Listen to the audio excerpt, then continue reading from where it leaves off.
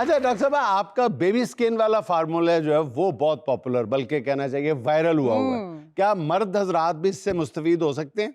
जी बिल्कुल, मर्द और ख़वातीन दोनों ही मुस्तफ़ीद हो रहे हैं। क्या ऐसा आपने ढूंढ निकाला है? क्या आपने कोई तीर मार दिया है जो हर बंदे की ज़बान पे है? सोशल मीडिया उठा के देखें, चारों तरफ इसी के तज़किरे हैं। हम एक बार आपसे फिर सुनना चाहेंगे ताकि हम भी मुस्तफीद हो सकें। तो देखिए, जैसे बेबी की स्किन होती है ना, बेबी की स्किन में क्या होता है कि पोर्स बहुत श्रंकन होते हैं, बिल्कुल फ्लॉलेस स्किन होती है, जैसे सेब होता है।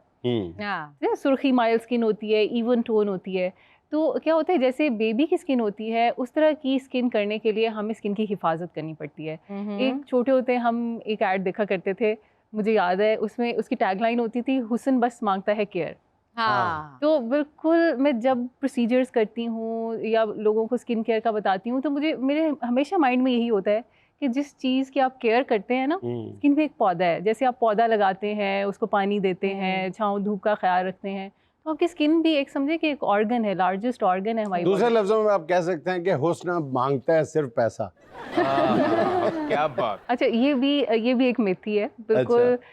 बहुत सारे तरीके हैं हुस्न की हिफाजत करने के, और कुछ बिल्कुल ऐसे टोटके भी हैं, कुछ ऐसी मेडिसिन्स भी हैं, कुछ ऐसी लगाने वाली क्रीम्स भी हैं जो बिल्कुल सस्ते दामों मिल जाती हैं, अगर आप कंसिस्टेंटली लगाएं। मिलती हैं डॉक्टर साहब, हमें भी तो बताएं, बेचारे शौहरों को बताएं जिनकी आधी से ज्यादा तनख्वाह जो है वो हुस्न पे खर्च हो जाती है। अपना नहीं, बीवियों के हुस्न में। अपना तो बेचारे का 3 दिन पुरानी खुबानी जैसी शक्ल होती है।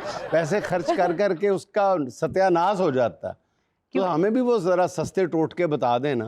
जी बिल्कुल, देखें, बेसिक साइंस हमें पता नहीं होती कि स्किन किस तरह से, स्किन की हिफाजत के लिए बेसिक 2-3 चीज़ें क्या हैं। जैसे अभी आपने देखा होगा कि बहुत वायरल चीज़ें हैं, 25 के स्टेप्स की स्किन केयर है। अब मैं ये सोचती हूँ बीइंग अ डर्मेटोलॉजिस्ट कि 25 स्टेप्स की स्किन केयर करते करते एक तो सुबह से दोपहर हो जाएगी, और दूसरा उसमें से कुछ ना कुछ ज़रूर आपको रिएक्ट करेगा और स्किन को अच्छा नहीं लगेगा, और आप फिर ब्रेकआउट्स, एक्नी और ख़राब स्किन के साथ डर्मेटोलॉजिस्ट के पास लैंड करते हैं। अच्छा डॉक्टर साहब, ये भी बताएं प्लीज़, ये जो 4-5 बहुत मशहूर चीज़ें हैं, हर बंदा ये बता रहा है, बल्कि डॉक्टर्स भी सजेस्ट कर रहे होते हैं, अरके गुलाब लगाएं, दूध की बलाई लगाएं, ये चीज़ें जो 3-4 चीज़ें हैं, और उपटन लगाएं, ये वाकई ये फ़र्क डालती हैं चीज़ें, ये 4-5 बुनियादी चीज़ें जो हैं? जी देखें, कुछ ऑर्गेनिक चीज़ें हमारी स्किन के लिए अच्छी हैं, लेकिन हर ऑर्गेनिक चीज़ का मतलब ये नहीं है कि वो बहुत ही अच्छी है। अच्छा। अब कुछ लोगों को आपने लीमू लगाते हुए देखा होगा। लेमू रह गया। लेमन जो है वो बिल्कुल ऑर्गेनिक एसिड है, सिट्रिक एसिड है उसमें। आप डायरेक्ट लगा के आप धूप में निकल के दिखाएं, अगर आपको एलर्जी ना हो गई, सनबर्न ना हो गया तो। लेकिन कुछ चीज़ें बहुत अच्छी हैं, जैसे अर्के गुलाब बहुत अच्छा टोनर है, इससे आपके पोर्स श्रिंक होते हैं, और ये हर स्किन टाइप के लिए भी डिफरेंट है। अब अगर एक ऐसा पेशेंट जिसकी बहुत ऑयली स्किन है, एक्नी निकलती रहती है, वो बलाइयाँ लगाना शुरू कर देगा किसी को देख के, तो बिल्लियों ने तो आना ही आना। हाँ, बिल्लियों ने भी आना है, मक्खियों ने भी आना है, और उसके बाद 2 दिन में दानों ने भी आना है। तो ये आपने ज़रूर देखना है कि क्या स्किन टाइप है, और जो चीज़ आप लगा रहे हैं उसने कहाँ एक्ट करना है। इट्स अ साइंस, ये कंप्लीट साइंस है कि क्या चीज़ हम किस चीज़ के लिए यूज़ कर रहे हैं। अच्छा डॉक्टर साहब, ये बताएं कि ये जो बेबी स्किन है और एंटी एजिंग, ये एक ही चीज है या एक सिक्के के 2 रुख हैं? जी बिल्कुल सुहाना, बिल्कुल ठीक आपने कहा, ये एक ही सिक्के के 2 रुख हैं। अभी जो न्यू टर्मिनोलॉजी आ रही है वो है प्रीजुविनेशन। पहले हम कहते थे एंटी एजिंग या रीजुविनेशन, कि लाइक एक दफा बूढ़े हो गए और उसके बाद जवान करना है। ये दुनिया का मुश्किल तरीन काम है। अभी जो न्यू कॉन्सेप्ट आ रहा है प्रीजुविनेशन, कि आप जब 40-50 वाले डेकेड में एंटर होते हैं तो उस वक्त कुछ ऐसी चीजें शुरू कर दें कि बुढ़ापा आए ही नहीं आपकी स्किन के ऊपर। तो ऐसी बहुत सारी प्रोडक्ट्स, बहुत सारे प्रोसीजर्स अब अवेलेबल हैं कि हम बुढ़ापे को आने से रोक लेते हैं, कम से कम 10-20 साल तक। सिर्फ चेहरे की हद तक नहीं जी, ओवरऑल स्किन पे भी, लेकिन फिर उस पे बहुत ज़्यादा पैसा लगता है। अगर क्योंकि हर स्किन के ऊपर काम होता है, और वो काम की नौयत भी बदल जाती है, और इतने एरिया पे काम करना पड़ता है, तो वो फिर बहुत पैसा देता है। चलिए आप हमें बेबी स्किन वाला टोटका बता दें, जो आपका फॉर्मूला है इन शॉर्ट, वो तो जरा बता दें। अच्छा, अगर हम बेबी स्किन में 2 चीज़ों का मुरक्कब है, ये कॉम्प्लेक्स है। एक आपकी फाउंडेशन, आपकी स्किन केयर है, जिसमें एक good sunscreen and a good moisturiser, ये 2 चीज़ें बस आपको चाहिए। ठीक है। और दूसरी चीज़ जो आपको चाहिए वो आपका एक अच्छा प्रोसीजर, उसमें सिंपल कोई एक माइक्रो नीडलिंग वाला प्रोसीजर भी हो सकता है, या सिंपल एक क्यू स्विच लेज़र भी हो सकता है, जो आपको सूट करता है। उसको अगर आप महीने बाद या 2-3 महीने में एक दफ़ा कराते रहेंगे, तो मेरा दावा है कि आपकी बेबी स्किन हो। माइक्रो नीडलिंग लाइक पीआरपी वगैरह? जी, माइक्रो नीडलिंग पीआरपी से भी होता है, और बहुत सारे स्किन बूस्टर से भी होता है। अच्छा डॉक्टर साहब, मेरे ज़हन में अक्सर एक सवाल आता है कि पाकिस्तान में एक से एक बड़ा डर्मेटोलॉजिस्ट पड़ा हुआ है हाँ। जिसने दुनिया में अपना नाम बनाए हुए हैं, ऐसे ऐसे कमाल के डॉक्टर्स हैं, लेकिन हमने उनको महदूद करके रख दिया है एस्थेटिक्स पे, जी रंग गोरा करने पे और हाँ। एक्सोसोम्स पे, बाल उगाने पे। यानी हम स्किन केयर, एक हेल्दी स्किन, पूरे जिस्म की स्किन जो है उसको हम भूल भाल गए हुए हैं। क्या ये जुल्म नहीं है? जी, क्लिनिकल डर्मेटोलॉजी अपनी जगह है और मैं ख्याल है कि जैसे और डॉक्टर्स जो हैं वो भी इसमें कंफर्टेबल फील करते हैं क्योंकि इसमें बहरहाल पैसा बहुत है एस्थेटिक्स में। जी पैसा भी है और डिमांड भी है। देखें डिमांड बहुत है। मेरे जिसमें पैसा है उसी में डिमांड है। उसी में डिमांड है। अब देखिए मैं अगर अपनी मिसाल दूं, मैंने एमबीबीएस किया, उसके बाद 5 साल की स्पेशलाइजेशन की, एफसीपीएस करके मैं फील्ड में आई। अब मैं तो यही एक्सपेक्ट करती हूँ ना कि मैंने जी फोड़े फिंसियाँ डील करने हैं, मैंने एक्नी डील करनी है, या बड़ी हमने ऑटो इम्यून डिजीजेस पड़ी हुई हैं, मैंने उनका इलाज करना है। लेकिन जब मैं अपने क्लिनिक में बैठती थी, लोग आते थे और उनकी डिमांड ये होती थी बोटॉक्स लगा दें, रिंकल्स ख़त्म कर दें, ठीक है, ये हमारी स्किन बुरी हो रही है, इसको लिफ्ट कर दें। तो सेकंड फेलोशिप में मुझे करनी पड़ी ऑन डिमांड। ये डिमांड है। अब ये इतना ज़्यादा ग्लोबलाइजेशन की वजह से इतना कॉमन हो गया है कि डर्मेटोलॉजिस्ट के पास और चारा नहीं है। अच्छा डॉक्टर साहब, मैंने सुना है प्लास्टिक सर्जरी में आप लोगों के पास अगर कोई प्लास्टिक अपना लेके आए तो सस्ती करते हैं। अच्छा डॉक्टर साहब, ये बहुत सारी खवातीन हैं जो फार्मूला क्रीम्स यूज करती हैं, तो जिससे उनकी स्किन बड़ी झुलस जाती है और गर्मियों में तो देखने लायक नहीं रहती, तो उनके लिए आप कुछ बताना पसंद करेंगी? तो गर्मियों में ना देखें। या फिर ये फार्मूला क्रीम्स का इस्तेमाल ही नहीं करना चाहिए, लेकिन जो लोग कर चुके हैं उनके लिए कोई सोल्यूशन है? जी बिल्कुल, बहुत सबसे पहला सोल्यूशन तो ये होगा कि अवॉइड, क्योंकि जो भी आप फार्मूला क्रीम्स लगा रहे हैं उसका बेसिक इंग्रेडिएंट है स्टेरॉइड एंड मर्करी। ये दोनों ही स्किन थिनिंग करते हैं। आप ऐसे समझ लें कि स्किन बेजान हो चुकी है, वो बहुत ज़्यादा थिंड आउट हो गई है। उसमें जब तक काम नहीं होगा ना स्किन को, जब तक हम उसको जगाएंगे नहीं। अब जगाने का क्या मकसद होता है? आप समझे, जैसे किसी को थप्पड़ मार के नहीं जगाया जाता, स्किन को जगाने का भी यही अमल है। हम या तो थप्पड़ मारते हैं माइक्रो नीडलिंग से, या फिर कुछ कोलेजन बिल्डिंग लेजर्स होती हैं, जैसे आपने सुना होगा फ्रैक्शनल लेजर्स, एब्लेटिव लेजर्स। तो जब तक हम स्किन, उस सोई हुई स्किन को जगाते नहीं है ना, वो थिकनेस वापस नहीं आती, वो सेंसिटिविटी वहीं की वहीं रहती है।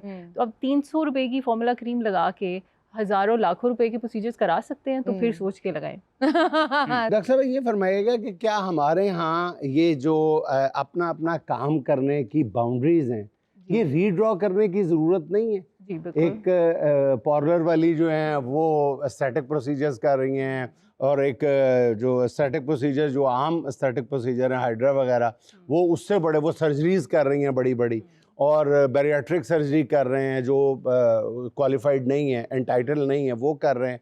ये इनको रीड्रॉ करने की ज़रूरत नहीं है। जितनी चारों तरफ गली गली में तो क्लिनिक खुले हुए हैं, गली गली में पार्लर खुले हुए हैं, तो इनको जब हम वैसे ही कानून साजी का हमें शौक चढ़ा हुआ है, इस पे भी कानून बना दें, इस पे भी बना दें, तो इस इतने इम्पोर्टेंट फील्ड में दोबारा कानून साजी की ज़रूरत नहीं है।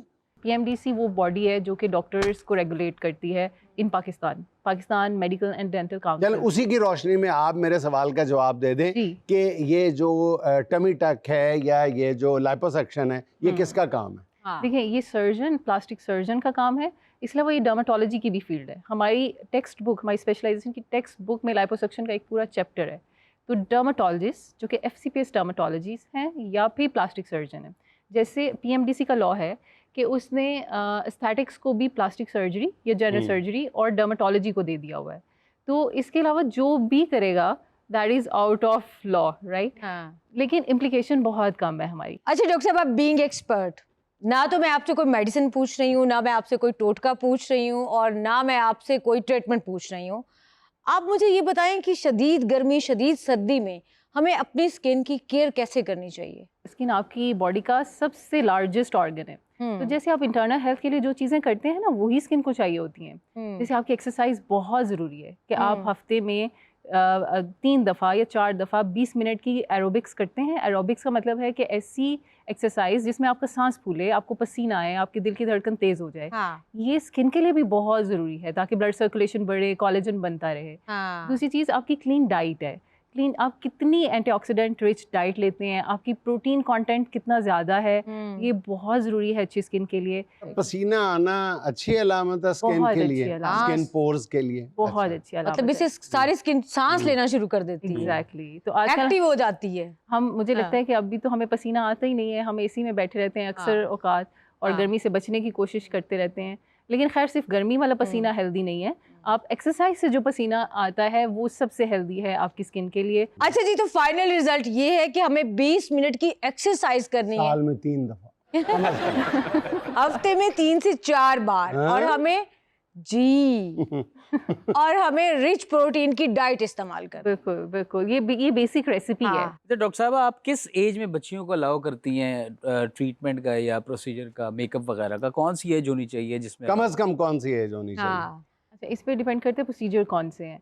जैसे कुछ लोग हैं वो जस्ट क्लेंजिंग के लिए आते हैं कि आप अच्छा हाइड्रा फेशियल ले लें। बच्चियों की स्किन पे अक्सर कील मुहासे बहुत हो जाते हैं, बहुत ऑयल होता है, तो वो आप 15 इयर्स के बाद भी ले सकते हैं क्योंकि वो जस्ट एक क्लेंजिंग का प्रोसेस है हाइड्रा सही, फेशियल। हाइड्रा लेकिन फेशियल। अगर हम लेजर्स की बात करें तो लेजर्स के लिए गाइडलाइंस हैं प्रॉपर।